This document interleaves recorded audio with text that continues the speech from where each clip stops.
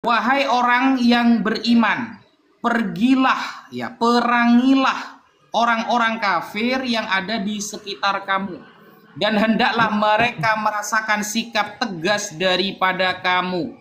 Ya, hendaklah mereka merasakan tegas dari sifat kamu, dari diri kamu, dan ketahuilah bahwa Allah berserta orang-orang yang bertakwa. Kalau kita lihat di dalam tafsir Al-Baghawi, contohnya Ma'alimut Tanzil. Nah, di sana kan jelas bahwa arahan ayat ini setelah Nabi Muhammad menguasai beberapa daerah, lalu Nabi Muhammad diperintahkan oleh Allah untuk memerangi Romawi, yang saat itu Romawi menjajah Syam. Ingat ya, Romawi ini maksudnya adalah Bizantium, Romawi Timur. Ketika mereka memerangi Syam dan mereka menguasai Syam, mereka itu menguasai dengan cara yang tidak etis, yang tidak manusiawi. Dan kebanyakan dari mereka dari kalangan orang Yunani kuno. Nah, ketika di zaman Sayyidina Umar bin Al-Khattab, saat itu Syam termasuk nanti tanah Palestina, tanah Kanaan atau Palestina, itu dikuasai oleh umat Islam di zaman Sayyidina Umar bin Al-Khattab. Dan diterangkan di dalam kitab Hikmatut Tasyri' wa Falsafatuh bahwa ketika umat Islam mulai memberikan kesempatan untuk menguasai suatu daerah, contohnya Mesir. Nah, di sana ternyata orang-orang yang ada di sana dari kalangan orang kafir lebih setuju umat Islam yang menjadi pemerintah daripada umat Romawi ini. Kenapa? Karena umat Romawi itu pajaknya mahal, mereka berlaku zalim, dan itu tercatat. Ini ya, saya buka kitabnya. Oke lah, lanjut dulu. Gus Yonatan Nandar, lanjut dulu waktunya. Lanjut, Ustaz, lanjut. Ustaz, nggak apa-apa Ustaz, lanjutkan Ustaz. Ini bebas pokoknya saya mah. Mana kitabnya ini ya? Hikmatut Tasyri' wa Falsafatuh. Ah, ini. Nah, ini kitabnya ya. Ini kitabnya Hikmatut Tasyri' wa Falsafatuhu. Kita buktikan ketika umat Islam yang menguasai Mesir contohnya. Nah, Hikmatut Tasyri' wa Falsafatuhu, di sini bab tentang jizyah. Waduh, mana ini ya? Hukmu wad'il jizyah ala dhimmi 232, halaman 232. Nah, di sini diterangkan seperti ini, teman-teman. Walamma fataha Amr bin Al-As Misra, ketika Amr bin Al-As menguasai Mesir, wa kana al-aqbat mudhahadina minar Ruman, kemudian pimpinan dari kalangan Romawi, ya, wa wada'a Amr radhiyallahu anhu al-jizya alaihim, qala al-Muqawqis lil aqbat wa huwa kabiruhum wa amiruhum, amma yardi ahadukum ayyakuna aminan tula hayatihi ala nafsihi wa malihi wa waladihi bidinaraini fis sana. Jadi pimpinan orang-orang kafir saat itu yang ada di negara Mesir, di Mesir, justru membela umat Islam. Karena umat Islam hanya menetapkan jizyah 2 dinar 1 tahun sekian. Nanti saya teruskan ini ya. Ya, siap Ustaz. Ustaz, kita menang lagi Ustaz. Loyo kelar ini lawan kita ini. Loyo. PK lagi ya. Di mana di situ? Otan nggak ada sultannya nih, payah nih. Ya. Aduh, kasihan dah, kalah debat, kalah PK lagi ya. Minimal menang PK lah, kalah debat udah nggak apa-apa. Pak Framing duluan ya, silakan Pak Framing. Ya, jadi kalau saya melihat dalil-dalil yang disampaikan oleh Ustadz Raja itu udah kagok dia sebenarnya menjelaskannya. Udah terbantah-bantah, terpatah-patah. Ya, karena sangat tidak elok di dalam pendengaran tentang kalimat At-Taubah ayat 123 ini. Bahkan ditutup dengan sebuah kalimat bahwasanya Allah bersama orang-orang yang bertakwa. Lihat tuh penutupan kalimat dari bagaimana membunuh orang-orang kafir sampai dikatakan itu adalah Allah bersama-sama orang yang bertakwa.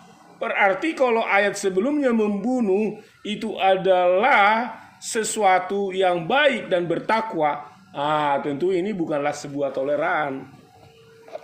Ini adalah sebuah aib untuk merusak kehidupan manusia.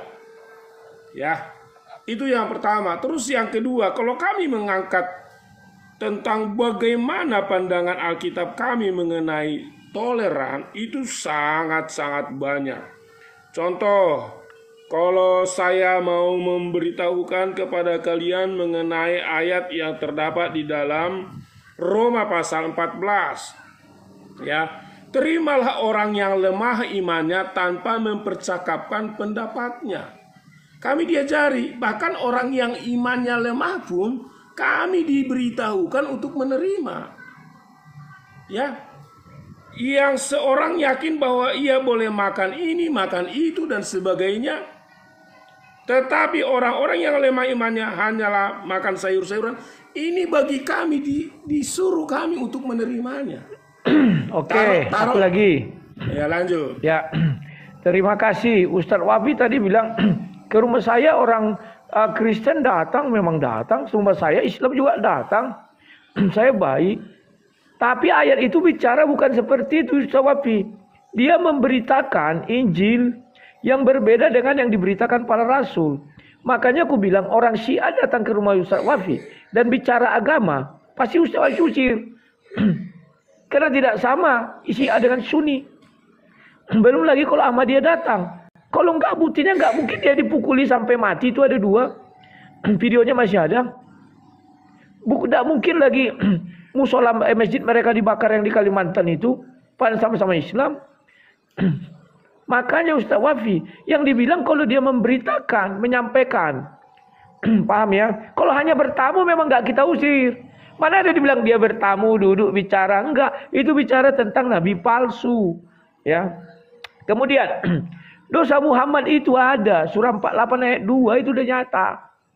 Begitu kita punya dosa, artinya kita tidak mengasihi Allah.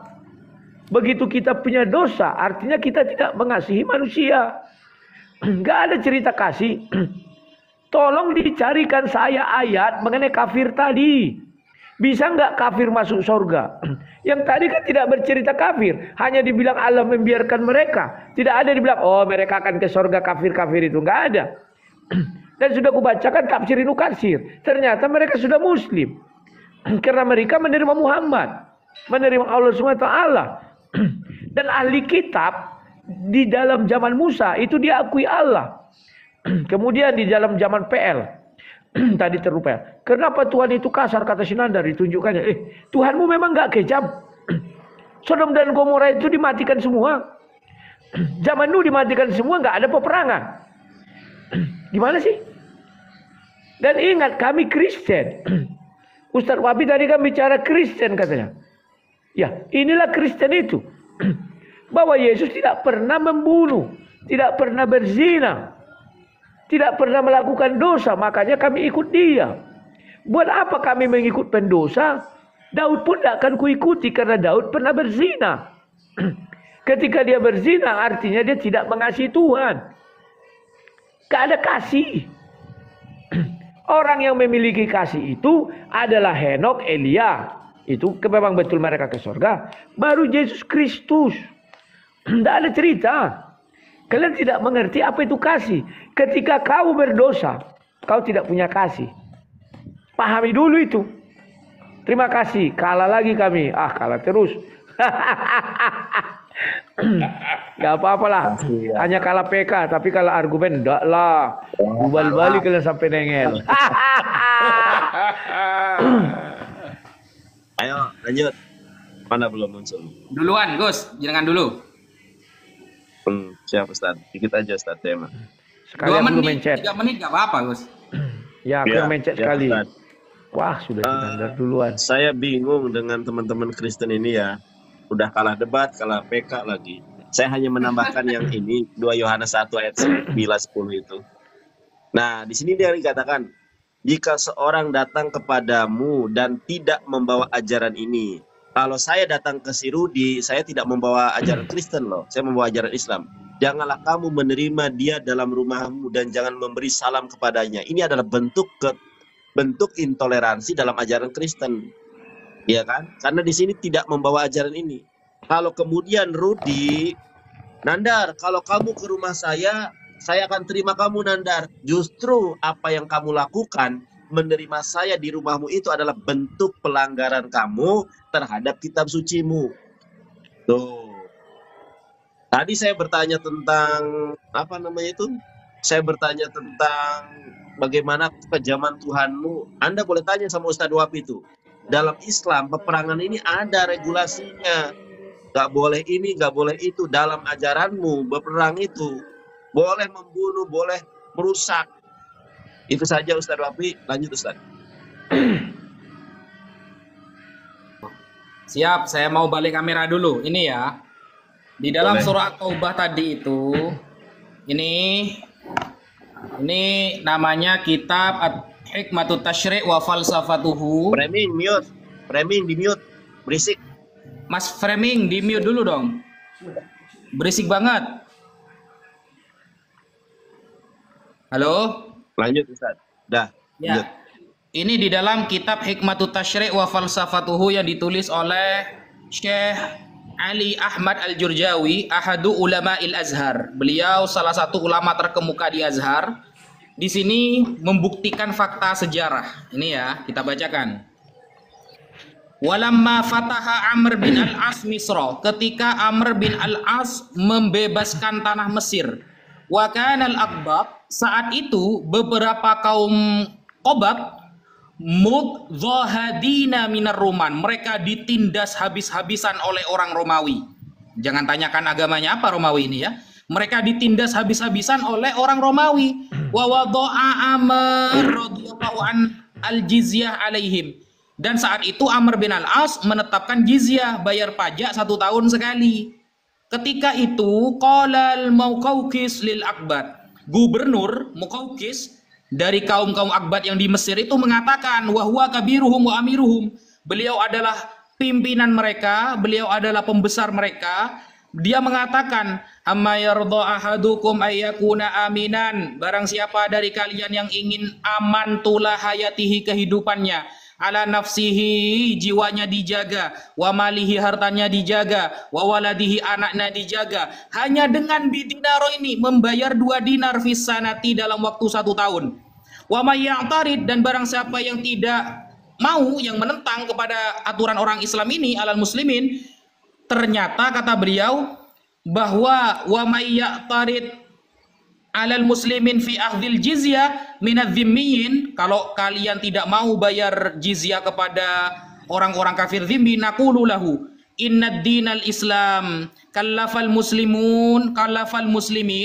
bahwa agama Islam saja itu memaksa umat Islam untuk fauqal jizyah ad'afan, kita harus bayar pajak, belum bayar zakat. Itu kalau zakat fitrah, ada zakat emal, umat Islam lebih banyak. Maka ini didukung langsung oleh orang-orang yang ada di tanah Mesir. Bahkan kalau ayat 123 dari At-Taubah ya, itu kan membahas tentang Romawi ketika menguasai Syam. Di sini coba lihat ini ya. Unzur ila adlil Islam, lihatlah kepada keadilan Islam wal muslimin, dan orang-orang Islam. Fima ahdatsaka wa aqussu alaika, terhadap apa yang aku ceritakan kepadamu dan aku akan menerangkannya kepada kamu, bahwa inna Aba Ubaidah bin Al-Jarrah, bahwa Abu Ubaidah bin Al-Jarrah, orang yang paling amanah dari sahabat Rasulullah, lamma fataha Syam, ketika beliau membebaskan tanah Syam. Bagaimana? Langsung panjang ini ya. Ini fatara min hadza anna dhimmiyin kanu yadfa'una al-jizyah. Saat itu orang-orang kafir membayar pajak ridon, mereka ridho, wa thayyib, dan mereka itu ikhlas, mereka senang ketika dipimpin oleh umat Islam, bahkan mereka merasa ditindas ketika dipimpin oleh orang-orang Romawi. Maka ini menjadikan dalil bahwa Islam datang dengan penuh kedamaian, Islam tidak datang dengan penuh kebencian, apalagi dengan penuh kesesatan. Islam datang bukan menjadikan orang jahiliyah. Oh, sudah. Allahu Akbar, kita menang debat tapi kalah PK. Wah, baru kali ini kita kalah PK ini. Ustaz, Betul. baru kali ini kita kalah PK ini. Kaum muslimin, ayo bantu kalahkan Oten PK juga.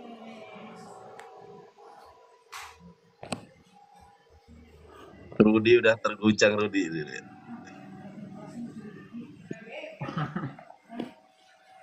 Mute Rudi, masih di mute.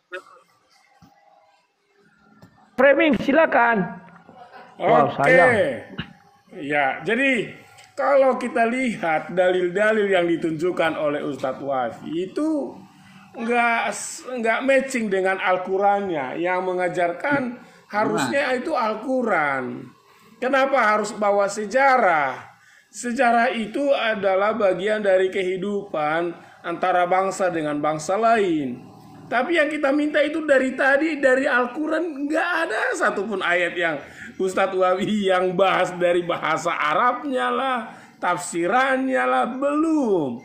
Karena memang isi Al-Quran itu tidak ada yang mengajarkan kasih seperti yang ada dalam Alkitab kami.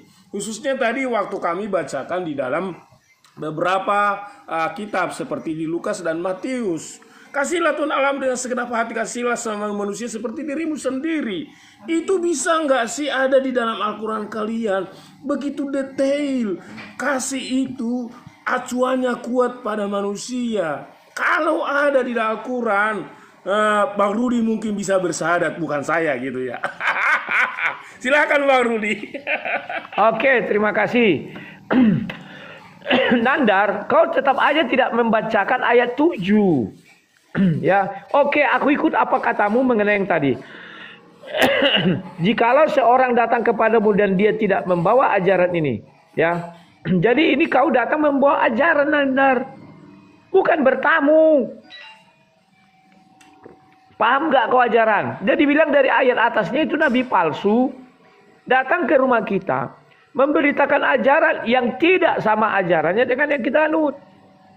Kalau aku Kristen datang ke rumahmu, Nandar, aku bercerita tentang Yesus, pasti kau usir, nggak ada cerita. Itu banyak video-videonya kok. Ya, jadi itu Nandar maksudnya. Sekarang, aduh, kalian tidak tahu apa yang kalian ucapkan. Tahu nggak kau kasih? Hablu minallah, hablu minannas. Ketika kau sudah punya dosa, kau nggak punya kasih. Nabi kau sudah berdosa, nggak punya kasih. Apa kau cerita tentang kasih? Nggak tahu kau kasih. Makanya aku bilang tolong carikan saya satu dosa Yesus. Kalau tidak ada, itulah kasih. Dia tidak membunuh, dia tidak merampok, dia tidak berzina, dia tidak mengingini rumah sesamanya dan lain sebagainya. Pahami dulu kasih. Di dalam kasih itu ada dua. Kasih kepada Allah, kasih kepada sesama manusia. Hablu minanna, hablu minannas. Itu kasih. Sesudah itu peperangan. Aduh. Setelah Yesus datang, tidak ada Yesus mengajarkan peperangan. Peperangan itu terjadi karena politik setelah zaman Yesus. Oh, Nabi Muhammad mengajarkan peperangan, bahwa di dalam peperangan tidak boleh merusak pohon, membunuh anak-anak segala macam. Masih mengajarkan perang. Kalau mengajarkan perang tidak ada kasih setitik pun di dalam dirinya. Yesus, mana ayat perang diajarkan Yesus? Oh, perangilah orang-orang kafir. Bahkan Yesus mengatakan, jikalau kau mengatakan saudaramu kafir, kau harus dibawa ke mahkamah agama. Apakah ada orang kafir masuk surga? Ada yang di sebelah Yesus. Lah kalian, apa buktinya Allahmu punya kasih? Ada enggak orang kafir yang masuk surga? Sudah diakui Wafi, enggak ada. Jalan ke surga itu harus beriman kepada Muhammad dan beriman kepada Allah SWT. Dua kalimat syahadat. Di luar itu enggak akan bisa ke surga. Itulah buktinya kekejaman. Tidak ada kasih Tuhan kepada kalian. Sementara Tuhan kami di pembukaan tadi aku dengan Wafi aku katakan, aku datang mencari orang berdosa, bukan orang benar. Kalau kalian kan tidak, Tuhan kalian datang mencari orang benar. Ada nggak di ayat kalian bahwa Tuhan kalian datang mencari orang berdosa? Nggak ada. Orang benar terus. Bahwa dia adalah penyembah Allah, melaksanakan perintahnya, melaksanakan kebaikan. Itu orang benar, orang suci. Siapa orang manusia disuci di muka bumi? Tak satu pun. Di dalam Al-Quran tak satu pun orang itu suci. Kecuali Isa. Gitu cara melihatnya. Bahwa Isa, lihatlah urutan dosa itu di surah Sahih Bukhari 6080. Semua nabi mengakui punya dosa. Cuman Isa yang nggak punya dosa. Kalau tidak berdosa artinya dia memenuhi seluruh kasih. Terima kasih. Kasih lagi. Menang lagi kami Nandar. Kualat kok Nandar. Waduh. Ini kaum Terima muslimin kasih, Sultan.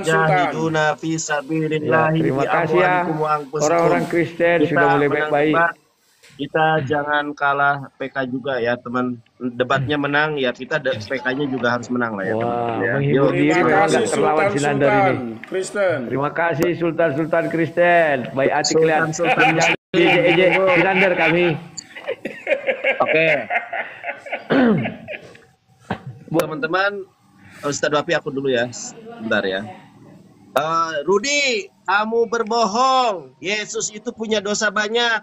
Lukas 15 ayat 18. Aku akan bangkit dan pergi kepada Bapakku dan berkata kepadanya, Bapa, aku telah berdosa terhadap sorga dan terhadap Bapa. Jadi Yesus itu manusia berdosa. Dor. Kemudian kalau Anda tahu tidak, di mute. Yang Kristen tolong di mute ya. Anda tahu tidak kenapa Yesus kisahnya ditutupi dari usia 12 sampai 30 tahun? Selain karena Yesus menikah, karena Yesus membunuh. Ada di dalam Injil Thomas. Yesus membunuh itu adalah bentuk dari dosa Yesus. Jangan garu-garu kepala. Inilah fakta yang tak terbantahkan. Yang kedua, framing sesuai dengan namamu. Kamu itu hanya bisa framing. Tadi kamu menyerang Ustadz Wapi, menyerang saya dengan kasus seorang perempuan bertanya kepada Ustadz Zakir Naik masalah dia menangis dan sebagainya. Itu kata kamu, itu kenapa kok ajaran Islam begitu?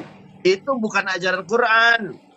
Ketika Ustadz Wapi menyampaikan sejarah, kamu itu bukan ayat Al-Quran, itu sejarah. Loh, kok kamu kontraproduktif ketika kamu menyampaikan sejarah cerita dari seorang Kristen yang bertanya, kamu gunakan perspektif itu. Tapi ketika Ustadz Wapi menunjukkan sejarah, malah kamu menyangkal bahwa Islam itu adalah rahmatan lil alamin. Ya, itu saja Ustadz Wapi. Lanjut ke Ustadz. Masih banyak waktunya, Gus. Lanjut aja. Oh, udah, Ustadz. Oke. Lanjut, Ustadz. Kita buka data lagi. Kalah lagi. Nah, Lukas 19:27. Akan tetapi semua seteruku ini yang tidak suka aku menjadi rajanya, bawalah mereka kemari dan bunuhlah mereka di depan mataku. Jediar, selamat datang di kebenaran. Ini tulisannya merah, berarti ini perkataan Yesus Kristus. Begitu saudara yang terkasih, semoga Anda dijamah, dipilih oleh Tuhan dan diberikan kehidupan yang baru dari surga Bapa. Ya, itu ya. Kemudian begini. Loh, kok kameranya agak jadi balik. Nah, katanya Yesus itu tidak pernah membunuh, tidak pernah melakukan dosa. Loh, kan Yesus itu di pemahaman kalian dia firman. Berarti dulu yang membantai suku Amalek kan berdasarkan firman. Ada kaki tangan Yesus di sana. Jangan dipisah. Kalau Anda memisah antara Yesus dengan Bapa Allah ini berarti dia dua oknum, ada dua Tuhan berarti. Berarti Anda menyembah dua Tuhan gitu. Ketika Tuhan ya di dalam perjanjian lama ketika membantai Baal Peor, kejadian Baal Peor orang-orang Yahudi, Bani Israel, 24.000 orang dibantai habis-habisan oleh Tuhan. Itu kan lewat lisan, lewat firman. Masa Yesus lagi melayang-layang di atas firman waktu itu? Ya dia adalah firman itu sendiri. Gitu, jangan pernah pisahkan antara Tuhan dalam perjanjian lama dengan Tuhan dalam perjanjian baru, karena Anda sudah berstatement mereka adalah satu. Ana wal ab wahid. Kalau dalam Injil Yohanes, aku dan Bapa satu, Anda memahami Tritunggal. Lalu Anda membeda-bedakan kalau Yesus turun ke dunia baik, kalau Tuhan yang di perjanjian lama buruk. Loh, Katanya Tuhan tidak bisa menciptakan tanpa firman. Maka Tuhan juga tidak bisa berbuat sesuatu tanpa firman, tanpa Yesus. Berarti yang kejam dulu itu Yesus, guys. Begitu, saudara. Nah, makanya di dalam fakta sejarah, kita buka ya, di dalam kitab sejarah contohnya, Ar-Rahiqul Makhtum, yang ditulis oleh Syekh Sofiyur Rahman Al-Mubarakfuri. Dari semua perang yang diikuti oleh Rasulullah, saudara, hanya satu perang yang diawali umat Islam, yaitu perang Khaybar. Itu pun gara-gara orang Yahudi menjadikan banyak teman-teman orang kafir yang lain untuk membantai perbatasan Islam. Maka diperangi dulu oleh umat Islam. Selain itu udah ada perang yang didahului umat Islam. Jangan, ini fakta sejarah. Begitu. Waduh. Kemana Gus Yonatan Nandar?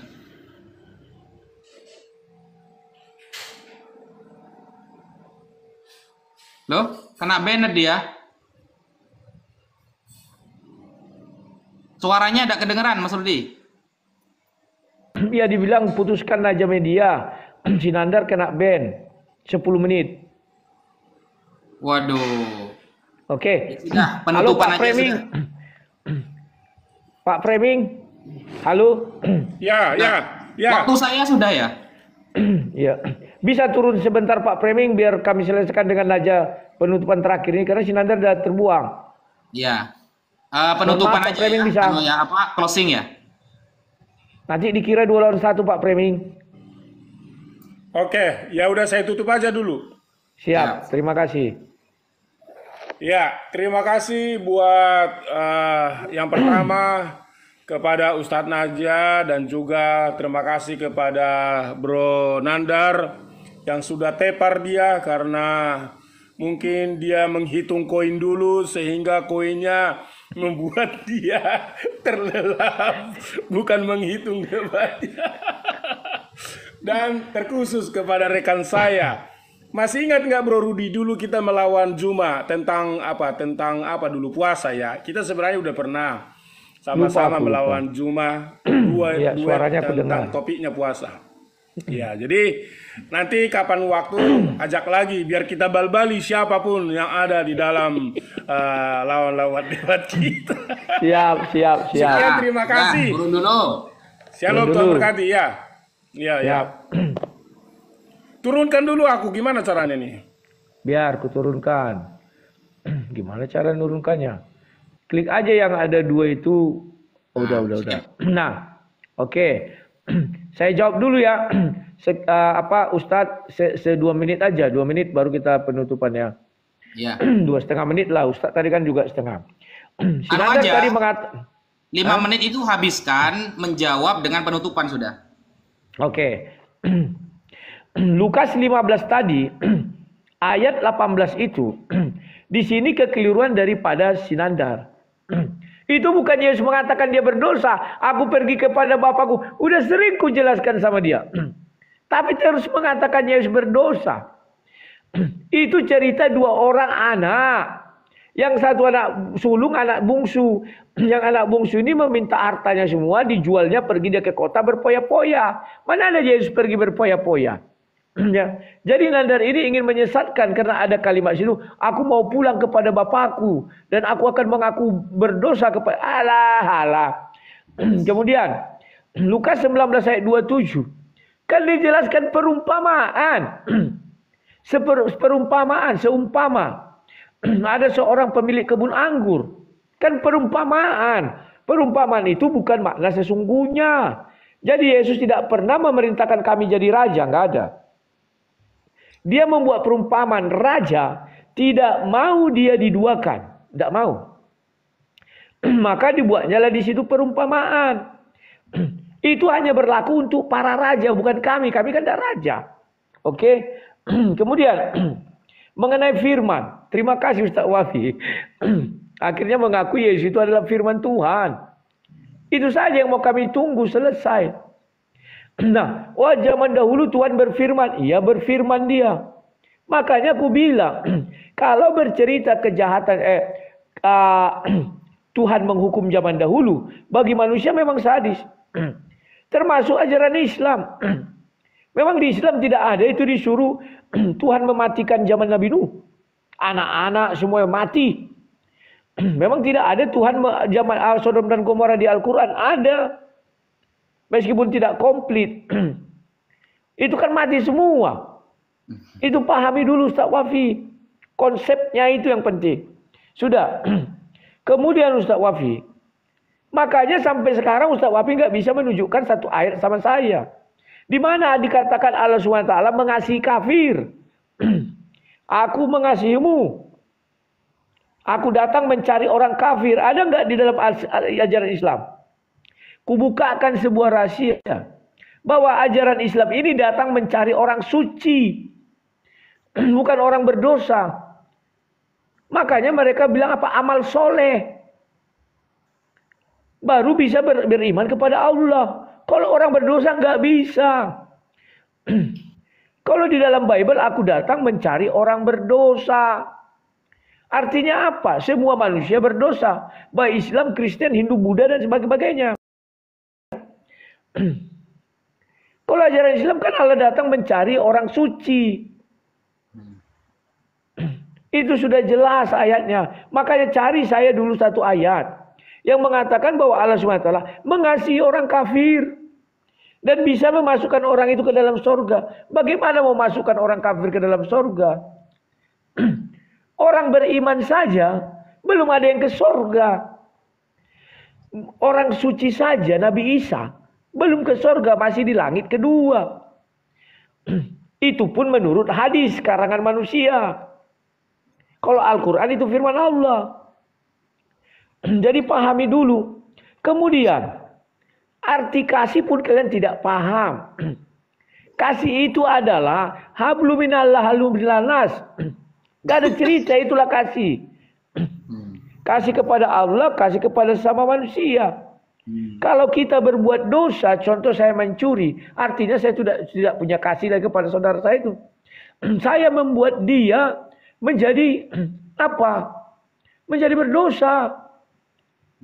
Dia marah. Gara-gara saya dia marah.